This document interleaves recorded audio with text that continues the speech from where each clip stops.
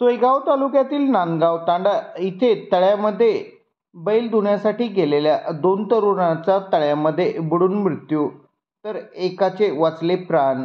आज दिनांक 3 मे दुपारी 3 वाजता माध्यमांना मिळालेली माहिती अशी की नांदगाव तांडा इथे बैल धुण्यासाठी गेलेले तिघेजणे पाण्यात उतरले होते व तलावात बुडून अखिल शकील पठाण आणि रिहान शेख मृत्यू पावले। दोन्ही 18 वर्षीय तरुणांचे नाव आहे, तर एका तरुणाला एका 17 वर्षीय तरुणीने वाचवले आहे प्राण।